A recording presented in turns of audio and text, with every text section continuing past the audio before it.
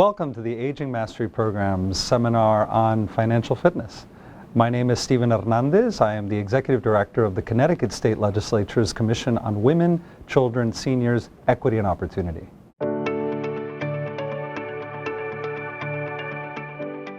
Americans are living longer than ever now. It's great news all around. But the complexity there is that costs of healthcare are rising, and also the cost of just living day to day are rising. As we think about living longer, we know that we have to account for how it is that we're going to support ourselves into a future, whether we're retired or not. Many older Americans are not ready for retirement. They're not adequately prepared. Some of the things to consider is, do you have enough assets versus liabilities in order to be able to live comfortably?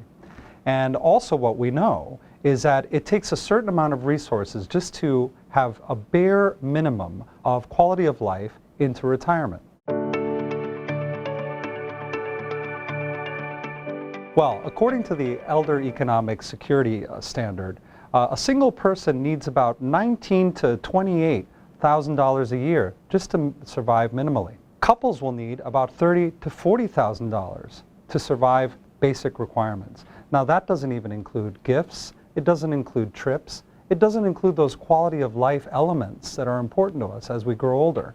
It doesn't include any other treats either, treats to self and treats to others.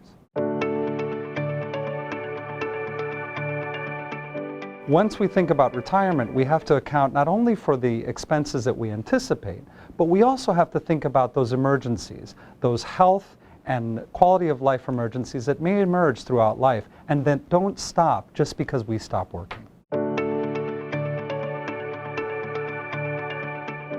The first step on the road to financial success is to first figure out where you are and where you want to go in your financial future.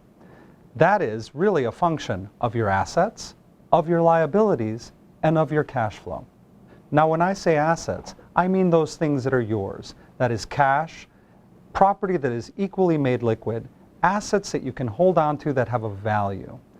When I say liabilities, we could mean debt, loans, including credit card debt, and other things that you owe. And finally, cash flow is what flow of cash is coming in and out of your household on a day-to-day and weekly-to-weekly basis. The next step is, once you've taken a good landscape of where you are, gather all that information and figure out how you rate in terms of the financial stability that you want to achieve.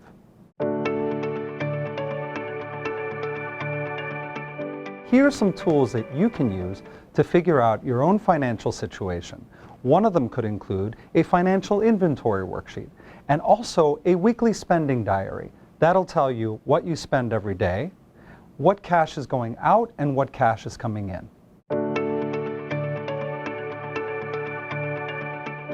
Now that you know where you are and where you want to go, you want to stay financially fit.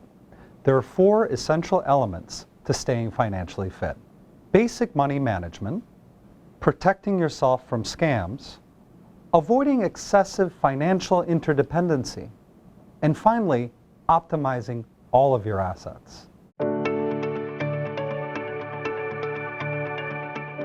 There are some basic steps and tips that you could follow to figure out whether you are managing your resources well. First of all, as we said before, reconcile your bank statement every month.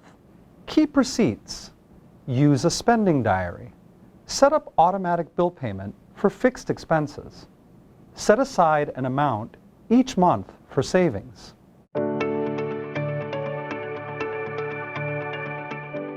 Did you know that every year seniors lose more than $2 billion in their own resources due to financial scams?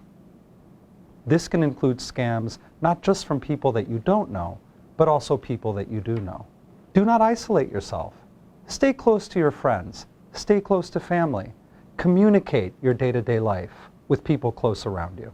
Always tell salespeople when you get a cold call or when they stop you on the street, I do not do business over the phone. I will respond if you send me something in writing that I can read and respond to appropriately. Shred all of your receipts. Don't leave any personal information in a place where it might be discovered by somebody trying to do you harm. Use direct deposit as much as you can. Never give your banking information or any other personal information over the phone or to somebody that you do not trust or do not know. And finally, be skeptical of offers that you did not request and look for. Remember, you are in the driver's seat of your safety and financial security. Let's dig a little deeper on avoiding excessive financial interdependence. What we spend in the form of loans, gifts, and other things for family members and people that we care about can be a draw on our nest egg. 6 in 10 people who are age 50 or over support other family members from their assets. Included in your materials is a financial interdependency worksheet, which can help you figure out whether your interdependency is putting your assets and your financial stability at risk. There was a couple that had had a long life. They had planned throughout their lives to be financially independent after retirement. After the kids were all out of the house, they did retire, and they had a plan to live into their 80s, 90s with the resources that they had. What they didn't expect was that the husband would become ill from a brain tumor that eventually led to his death.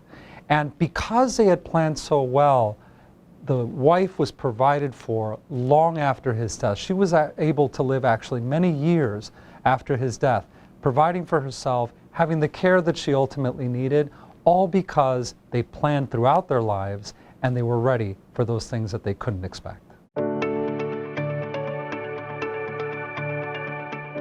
It can be very difficult to talk about financial matters with family members or with friends. But the critical importance of this is that understanding where you are and having the help and support of others, including family, as you go into retirement and later financial fitness is critical.